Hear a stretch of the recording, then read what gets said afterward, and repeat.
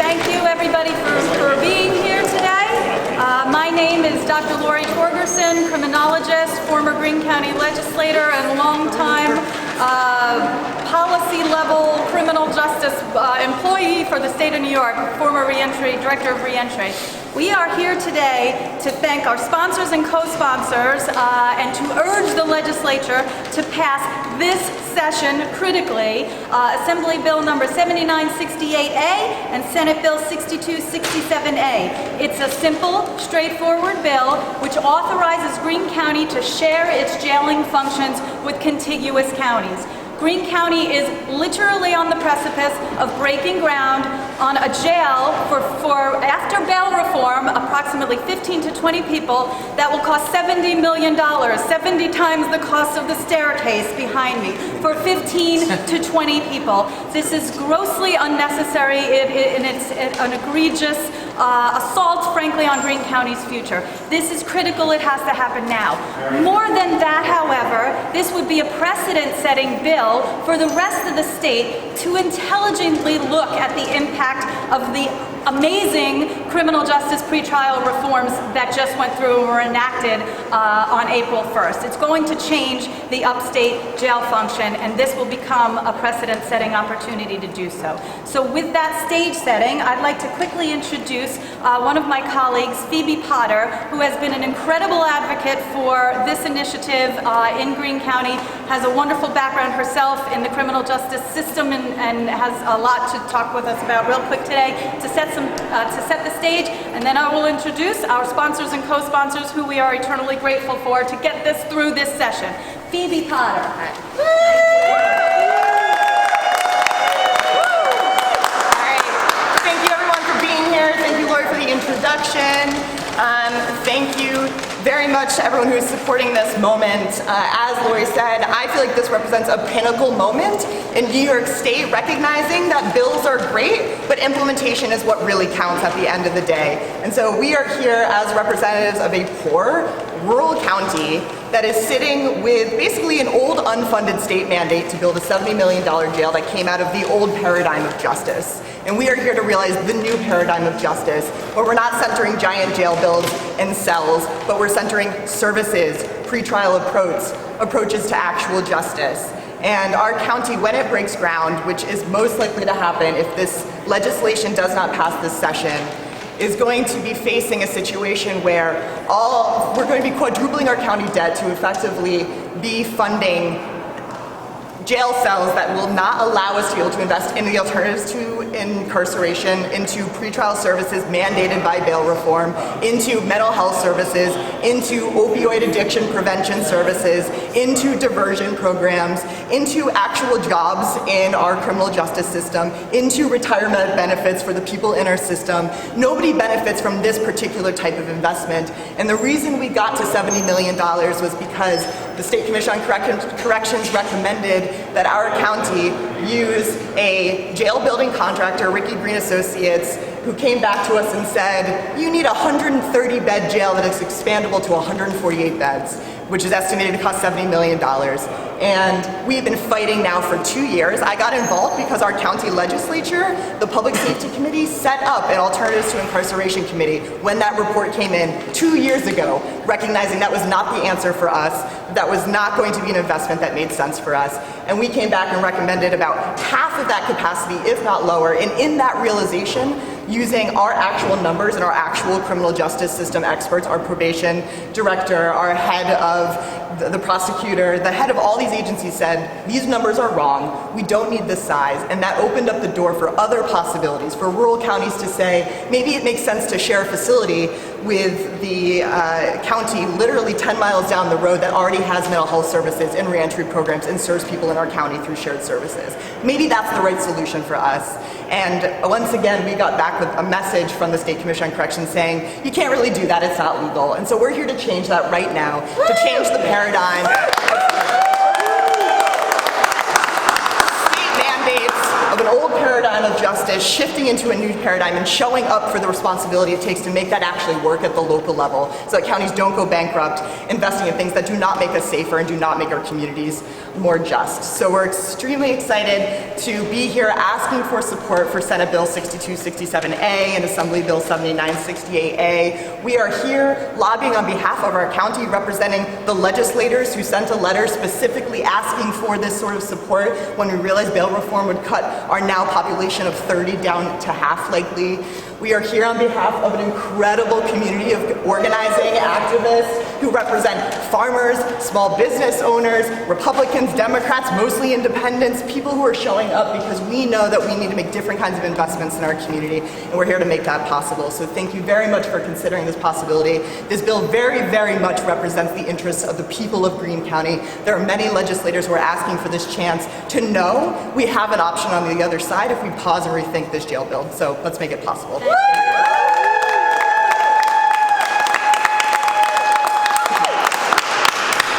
Thank you, Phoebe. Thank you all who are here supporting this today. But some of the really key people that are going to make this happen for us, I'd like to introduce Senator Bailey. He's the chair of the Codes Committee on the Senate side and the lead sponsor of this bill. Thank you, Senator Bailey, for your...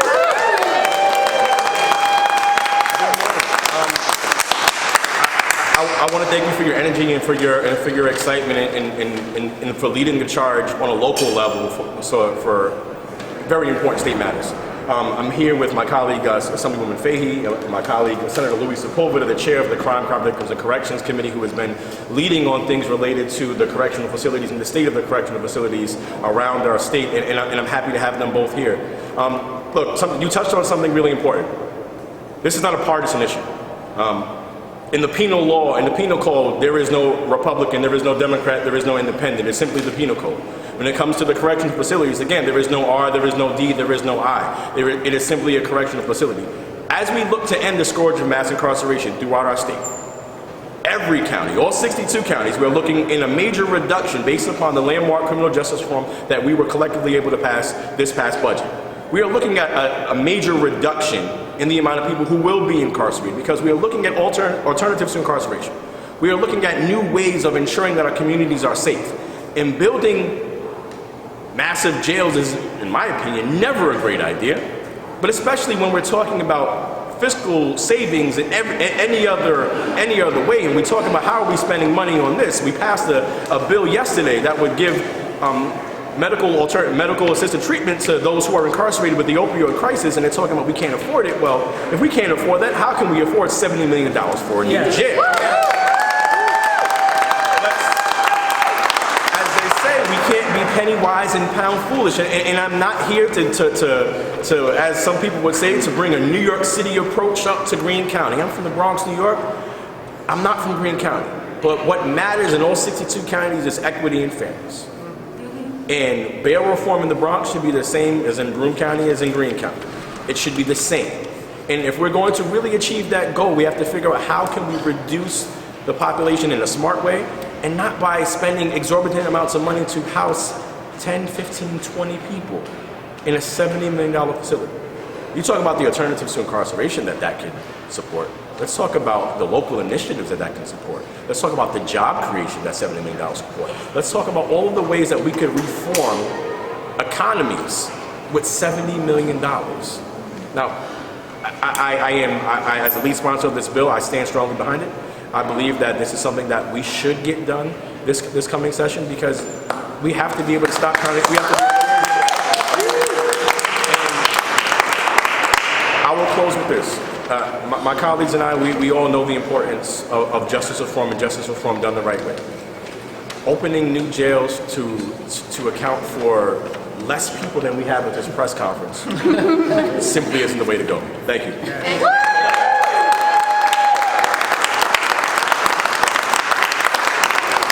you, Senator Bailey. Thank you for your leadership. leadership, and you're 100% right. This is critical right now for Greene County because of bad timing, or I hope good timing, because we get this bill through this session. But this is about the entire state. This is the beginning of the implementation of bail reform, quite frankly, and what is going to happen in terms of the reduction of jail populations across the state. So thank you so much for your leadership on this. I have the pleasure to introduce Assembly Member Patricia Fahey, who represents Albany County, one of our neighboring contiguous counties. Assembly Member Fahey, thank you for your co-sponsorship of this bill.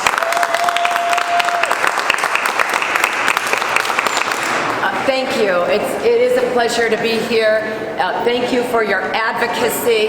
As the Senator just said, this is not a partisan issue. Shared services, smart government, thinking these things through is really should not be a partisan issue, and the fact that there would be less people standing here than could possibly end up in the jail is just, it's the wrong move at the absolute wrong time.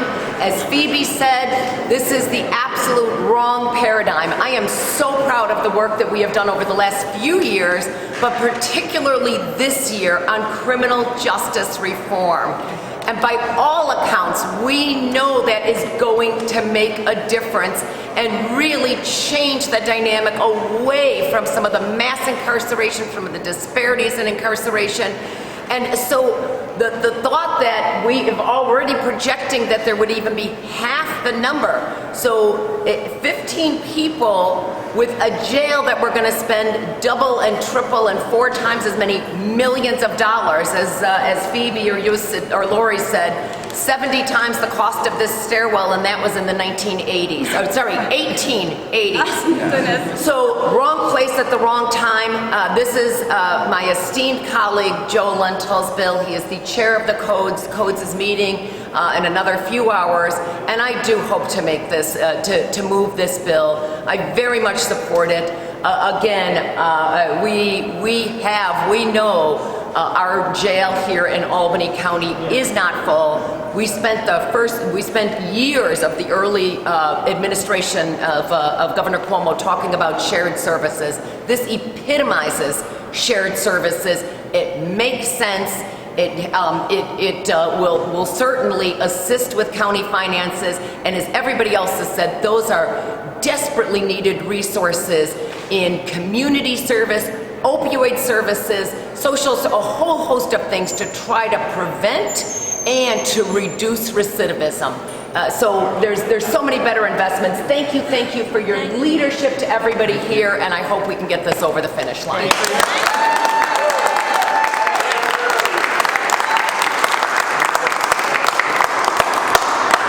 Assemblymember Fahey, thank you for your continued leadership in criminal justice reform, and as a neighboring county for your co-sponsorship of this bill. We are so hopeful that we get it through this session, so thank you. And finally, to wrap things up, Senator Sepulveda, who is the chair of the Senate Corrections Committee and another co-sponsor of this bill. Thank you, Senator Sepulveda.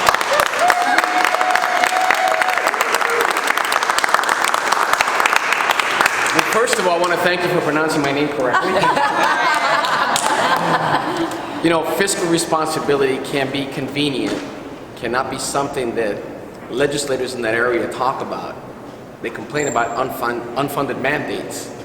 Yet the concept of this prison is shockingly irresponsible.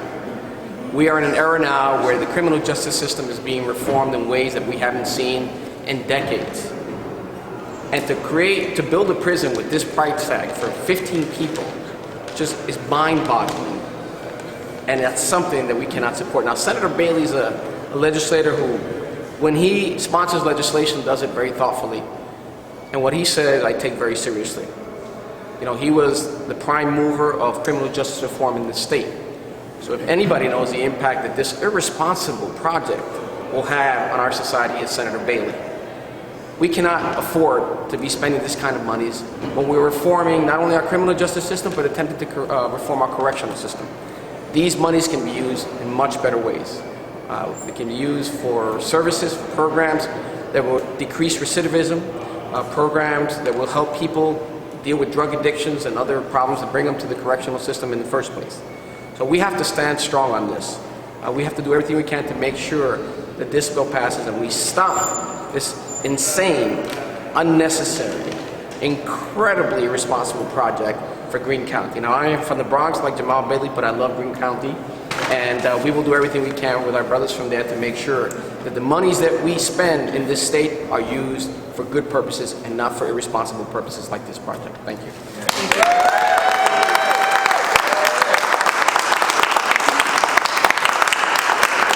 Thank you, Senator Sepulveda. Thank you for your leadership on this issue as well. An Assembly member, Joe Lenthal, is the lead sponsor on the Assembly side. As I understand it, he had hoped to be here and is tied up in other important end-of-session state business.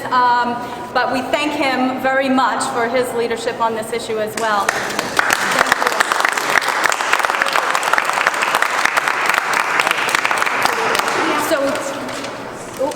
So yes, do we have any questions from the press before our esteemed legislators leave, or for myself or anyone else?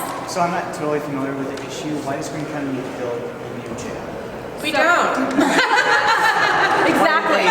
So the long and the short of it is the jail is over 100 years old. There were some facility deficiencies and some administration and operational deficiencies.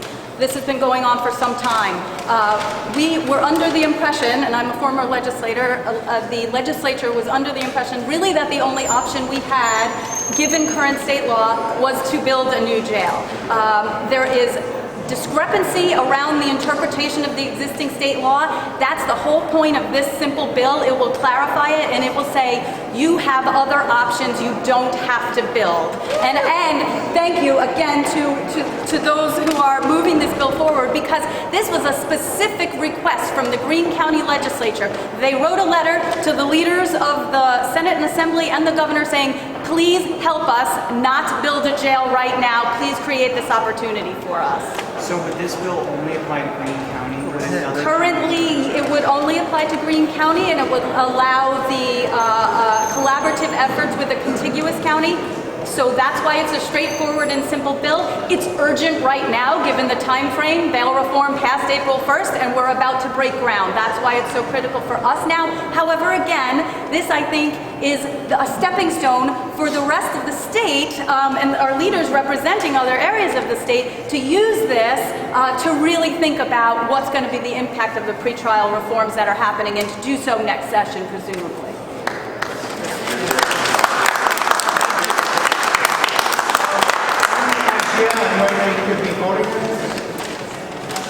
Session ends June 19th unless it's extended, I hope today.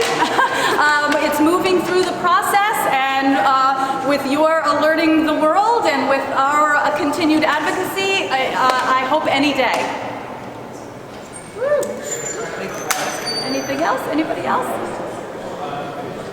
Thank you very much. This is a critical moment for Greene County, and it's the beginning again of implementing bail reform across New York State. Thank you so much for your interest, your time, your attention. Let's get this bill passed.